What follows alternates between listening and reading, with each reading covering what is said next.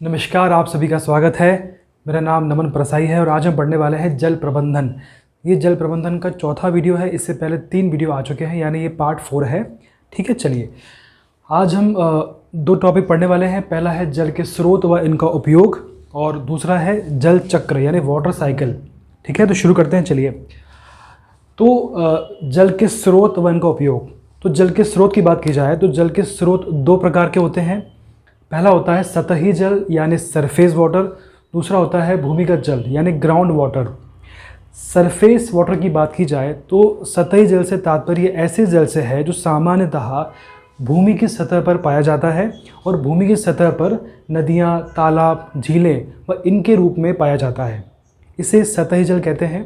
इसके एग्जाम्पल्स हैं नदियाँ, तालाब, झीलें, वर्षा जल संचयन। ठीक है, और यदि भूमिगत जल की बात की जाए तो भूमिगत जल से तात्पर्य ऐसे जल से है जो सामान्यतः भूमिगत रूप में यानी भूमि के अंदर पाया जाता है। इसके एग्जाम्पल हैं झरने, कुएं, नलकूप, गैलरियाँ, ये एग्जाम्पल्स हैं। और भूमिगत जल को प्राप्त करने के लिए हैंडपम्प या ट्यूबवेल का उपयोग करना होता है। ठीक है, तो इस तरह से ये परिभाषित किए जा सकते हैं। अब एक नोट है कि भारत का टोटल एनुअल यूटिलाइजेबल वाटर यानी कुल वार्षिक उपयोग योग्य जल संसाधन कितना है? 1123 billion cubic metre. 1123 billion cubic metre BCM। और इसे भी डिवाइड किया जाए सतही जल और भूमिगत जल में तो सतही जल है 690 बिलियन क्यूबिक मीटर और भूजल है 433 बिलियन क्यूबिक मीटर। इस प्रकार से आप इसको डिवाइड भी कर सकते हैं। अब चलिए सतही जल की बात की जाए तो सतही जल स्रोत का सबसे मुख्य जो स्रोत है वो है नदी। और एक क्वेश्चन किया जाए कि भारत में कितनी नदियां हैं, तो इसका आंसर है देश में कुल नदियां प्लस उनकी सहायक नदियां जिनकी लंबाई 1.6 किलोमीटर से अधिक है, की संख्या 10,360 के आसपास है, जो कि देश के 1/3 भाग पर पाई जाती है। जो नदियां हैं वो देश का 1/3 भाग कवर करती हैं, राइट, जिनमें कुल संसाधनों का 60% जल पाया जाता है। जितना भी देश में जल संसाधन है उसका 60% जल नदियों में पाया जाता है। ठीक है, चलिए नेक्स्ट है झीलों का जल सबसे साफ एवं शुद्ध होता है। भाई यदि आप सतही जल की बात की जाए तो इसमें सबसे शुद्ध और साफ जल झीलों का होता है। ठीक है, अब नेक्स्ट है जल संसाधनों के उपयोग। इन उपयोगों को हमने 3 क्षेत्रों में बांटा हुआ है, कृषि क्षेत्र, उद्योग क्षेत्र और घरेलू क्षेत्र। और इसमें भी धरातीय जल और भूमिगत जल कितना उपयोग होता है इसको भी हमने डिवाइड किया हुआ है। चलिए सबसे पहले बात करते हैं कृषि क्षेत्र में। तो कृषि क्षेत्र में धरातीय जल का 89% 89% और भूमिगत जल का 92% उपयोग होता है। नेक्स्ट है उद्योग क्षेत्र में। तो उद्योग क्षेत्र में धरातीय जल का 2% और भूमिगत जल का 5% उपयोग होता है। नेक्स्ट है घरेलू क्षेत्र। तो घरेलू क्षेत्रों में धरातलीय जल का 9% और भूमिगत जल का 3% उपयोग होता है। तो ये आपका हो गया। इसके बाद है अन्य उपयोग। अब देखते हैं कि इसके अलावा क्या उपयोग हैं। पहला है सिंचाई में, उद्योगों में, उसके बाद है मत्स्य पालन में, जल विद्युत में और 5वां है नौ परिवहन में। चलिए इनको पढ़ते हैं। पहला है सिंचाई में। देखिए बेसिन में जल संसाधन का कुल उपलब्ध जल राशि का 44% सिंचाई कार्यों में प्रयुक्त होता है। जितना भी बेसिन में जल संसाधन उपलब्ध है उसका 44% सिंचाई में उपयोग होता है। ठीक है, और इसको भी डिवाइड किया जाए कि भाई कितना इसमें सतही जल है और कितना भूमिगत जल है। देखते हैं सिंचाई कार्यों में 41,165 लाख घन मीटर सतही जल उपयोग होता है और 11,132 लाख घन मीटर भूमिगत जल उपयोग होता है। ठीक है, चलिए इसके बाद है औद्योगिक क्षेत्रों में यानी उद्योगों में जल किस प्रकार से उपयोग होता है। तो इसमें कारखानों के संचालन के लिए जल की खपत होती है। कैसे होती है, एग्जाम्पल लेते हैं। पहला एग्जाम्पल है वस्त्र उद्योगों में। देखिए वस्त्र उद्योगों में धुलाई, रंगाई और छपाई के लिए जल का उपयोग होता है। इसके बाद नेक्स्ट है लौह इस्पात उद्योगों में। तो भाई लौह इस्पात उद्योगों में धातु को ठंडा करने के लिए जल का उपयोग होता है। बात क्लियर है। देखिए लोहे को गर्म करते हैं ताकि उसका आकार बदला जा सके और बाद में उसे ठंडा भी करना होता है, तो उसके लिए जल का उपयोग होता है। इसके बाद एक कोयला उद्योग में, तो कोयला उद्योग में कोक को धोने के लिए जल का उपयोग होता है। इसके बाद है रसायन उद्योगों में, तो रसायन उद्योगों में क्षारों और अम्लों के निर्माण में जल का उपयोग होता है। इसके बाद है चमड़ा उद्योगों में, तो चमड़ा उद्योग में अधिक मात्रा में शुद्ध जल का उपयोग होता है। तो इस प्रकार से उद्योगों में जल का उपयोग होता है। नेक्स्ट आपका पॉइंट है मत्स्य पालन में। तो देखिए, बेसिन में उपलब्ध जल संसाधन क्षेत्रों में 1,71,228 हेक्टेयर क्षेत्र में 1,29,040 टन मत्स्य उत्पादन होता है। कितना होता है? 1,29,040 टन। इतनी बड़ी मात्रा में मत्स्य उत्पादन के लिए जल बहुत अधिक मात्रा में लगता है, और जल के बिना मत्स्य उत्पादन संभव नहीं है, ये बात आप जानते हैं। अब इसके माध्यम से सरकार की आय भी बढ़ती है। कैसे बढ़ती है? हम इसे निर्यात करते हैं, इसीलिए ये पूरे देश के लिए लाभदायक है। नेक्स्ट है जल विद्युत यानी हाइड्रो पावर। तो 31 मार्च 2020 तक भारत की स्थापित उपयोगिता योग्य पन बिजली क्षमता, यानी वर्तमान में जो भारत का प्रोडक्शन हो रहा है वो है 45,000 मेगावाट के आसपास, जो कि उसके कुल टोटल कैपेसिटी के 12% है। यानी भारत की जितनी कैपेसिटी है उसका सिर्फ 12% ही हम प्रोडक्शन कर पा रहे हैं। तो भविष्य में इसके प्रोडक्शन बढ़ने की पूरी संभावना है। नेक्स्ट है नौ परिवहन यानी शिपिंग, और इसका क्या महत्व है आइए समझते हैं। देखिए, भारत का 95% अंतर्राष्ट्रीय व्यापार जल मार्ग से होता है, तो आप समझ सकते होंगे कितना महत्वपूर्ण है ये। चलिए अब पढ़ते हैं जल चक्र यानी वाटर साइकिल। देखिए, जल निरंतर पृथ्वी की सतह से वायुमंडल में और वायुमंडल से वापस पृथ्वी की सतह पर घूमता रहता है। जल की इस चक्रीय गतिविधि को जल चक्र कहते हैं। देखिए, ये पृथ्वी की सतह है, ये वायुमंडल है, तो इन दोनों के मध्य जल घूमता रहता है और इसी चक्रीय गतिविधि को जल चक्र कहते हैं। ठीक है, चलिए अब बात करते हैं जल चक्र की क्रियाविधि के बारे में, यानी वाटर साइकिल किस प्रकार से काम करता है। देखिए, ये जल है, जल यानी नदियाँ, तालाब, महासागर, इनका जल, और ये है पेड़ पौधे। तो पेड़ पौधे और जल, इनके माध्यम से जल वाष्प का निर्माण होता है, और जल वाष्प में संघनन यानी कंडेंसेशन के माध्यम से बादलों का निर्माण होता है। यानी जल वाष्प ही बादलों का निर्माण करते हैं, और बादलों के माध्यम से वर्षा होती है, और जल वापस से पृथ्वी की सतह पर लौट आता है। ठीक है, फिर दोबारा से इस जल के माध्यम से जल वाष्प का निर्माण होता है, फिर बादल, फिर वर्षा, और वापस से। तो ये चक्र है, ये चलता रहता है, और इसे ही वाटर साइकिल कहते हैं। अभी मैंने आपसे कहा कि भाई जल वाष्प से बादलों का निर्माण होता है।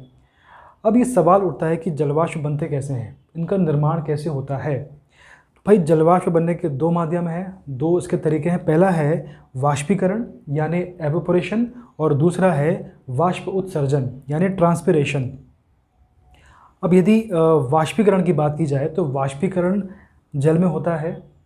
जब जल गर्म होता है तो उसमें से भाप निकलती है, उसमें से वाष्प निकलती है, और इसी प्रोसेस को वाष्पीकरण कहते हैं।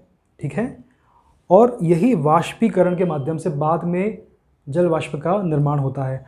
अब सवाल उठता है कि ये जल यानी जो नदियां हैं, महासागर हैं, तालाब हैं, इनका जल गर्म कैसे होता है। तो इनका जल सूर्य की किरणों से यानी सूर्य की ऊष्मा से इनका पानी गर्म होता है, और ये जल वाष्प यानी भाप बनकर ऊपर उठता है, और इसी के द्वारा बाद में जल वाष्प का निर्माण होता है। देखिए, ये सूर्य है, ये नदी है, सूर्य की किरणें यानी सूर्य की ऊष्मा से ये जल गर्म हुआ, और इसी से बाद में भाप बनकर पानी ऊपर उठा, और इसी प्रोसेस को वाष्पीकरण कहा गया, और यही भाप आगे चलकर जल वाष्प का निर्माण करती हैं।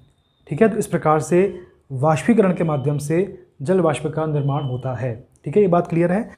अब बात करते हैं वाष्प उत्सर्जन यानी ट्रांसपिरेशन के बारे में।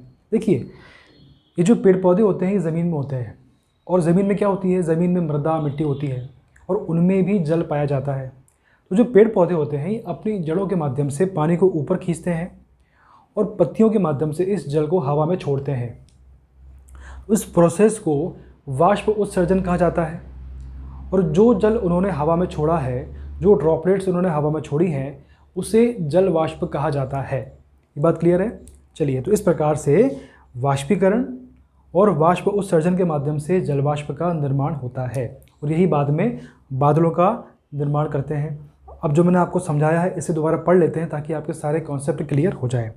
देखिए, सूर्य की ऊष्मा महासागरों, नदियों, तालाबों के जल को वाष्पीकरण के माध्यम से जल वाष्प में बदल देती हैं। वह वाष्प उत्सर्जन के दौरान पेड़ पौधे हवा में जलवाष्प छोड़ते हैं जो ऊपर वायुमंडल में चली जाती हैं।